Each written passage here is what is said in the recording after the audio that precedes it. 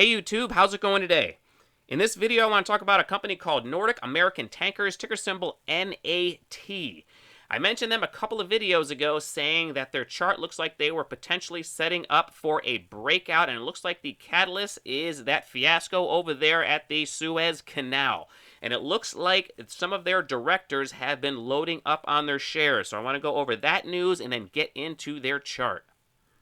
Now, if you're new to my channel, I like to trade and invest in typically lower price stocks. So if that's something that interests you, please consider subscribing so you don't miss any future trading or investing ideas. But please remember, I am not a financial advisor, so please do all of your own research before investing in any of these stocks. Now, of course, the big news that's getting a lot of attention around the world is the current blockage of the Suez Canal in Egypt. A cargo ship got stuck in the canal, and that's created a logjam of shipping traffic. The canal is the only alternative to sending vessels all the way around the southern tip of Africa in order to get between the Indian and Atlantic Oceans, and it connects the markets in Europe with those in Asia. Therefore, many worry about the potential impact on global trade. Yet at least a few transportation stocks are seeing their share prices rise as a result of the problem, as shipping companies foresee the potential for higher rates ahead. Shares of several shipping companies showed sizable gains on Friday morning. Nordic American Tankers was one of the biggest winners, posting a gain of 14%, with DHT Holdings and Frontline also posting solid share price increases of 8% and 7%. Nordic American Tankers commented on the Suez situation in a press release, and what it said offers the bullish case for shipping stocks. The company said that it's unclear how long the Suez Canal will stay closed to traffic, and explained to those unfamiliar with the basic geography that if the canal were to remain closed for a prolonged period of time, vessels will have to go the long way around, and because that's a substantially longer distance, it would mean that fewer trips between key ports would be possible for a given period of time. Now, because longer voyages will soak up spare shipping capacity, there will be less excess available for those needing shipping services. That will allow Nordic American Tankers to boost freight rates, potentially leading to higher profits, at least for a short period of time.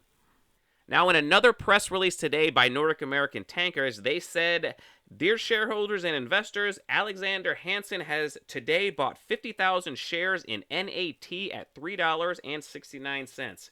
He is a director of the board of NAT, and Alexander Hansen is the son of Herbjorn Hansen, the NAT founder, chairman, and CEO. Sincerely, Herbjorn Hansen, founder, chairman, and CEO of NAT."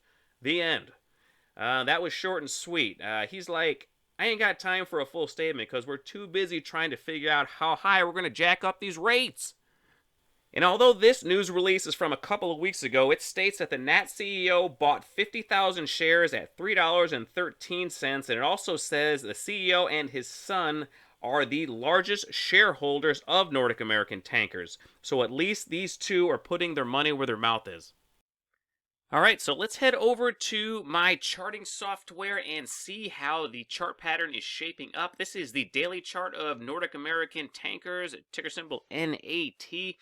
And as we can see, this was the huge move that it had when there was that oil glut all the way back in April. But since then, it's just been slowly grinding down, and it looks like it's finally starting to come around the right side of a rounded bottom. It's now gotten above that 200-period simple moving average, and it looks like it's ready to break out and run.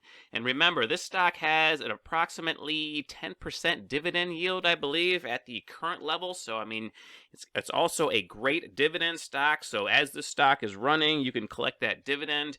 Now, what we need to see, now that it's breaking over this 200-period simple moving average, is we need a hold. If this thing reverses course and ends right back below it, then the chart pattern is shot for the moment. Then you got to wait for it to set back up and then break out again.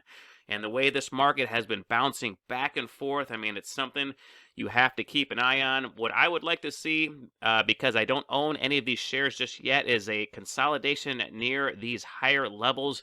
Now, if this situation in the Suez Canal gets worse, or if they think it's going to take longer, you know, that could be the catalyst that really sends this thing higher. So it might not even wait for that setup, but that's what I would like to see. And then I would like to see a breakout above today's high, because that would mean that it's probably going to be going on its run. Normally when a stock breaks above that 200 period simple moving average, it usually takes a few days or so to meander around before it takes off. Sometimes it even takes a week or so. I might even test it a couple times when it pulls back. But, you know, there is this catalyst that's going around with Nordic American Tankers and some of those other ones. So you never know how fast this thing might take off. But I thought this chart pattern was very bullish even before this debacle that's happening in the Suez Canal happened. Now let's take a look at some of the other stocks that they talked about in that article. They talked about FRO.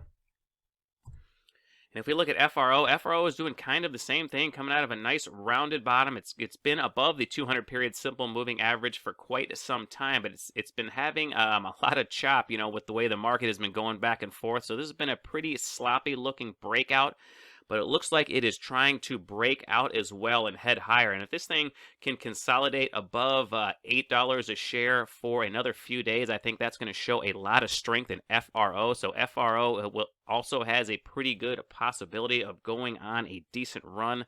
And the other one they were talking about was DHT. And I actually mentioned DHT in one of my previous videos as well, maybe about a week or so ago, saying that it was...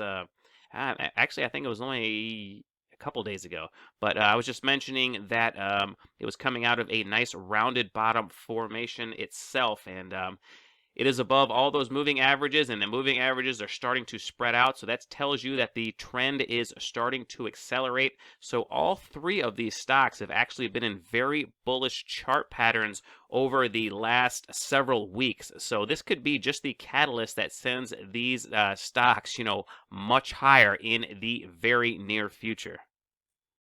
All right, everybody, that's all I have for this video, so I'm going to end it right there. But if you have any questions or comments on this stock or any other stocks, please leave them down there in the comment section. I will get back to you as soon as I can. If you enjoy the video, please hit the like button for me and subscribe to the channel if you haven't already.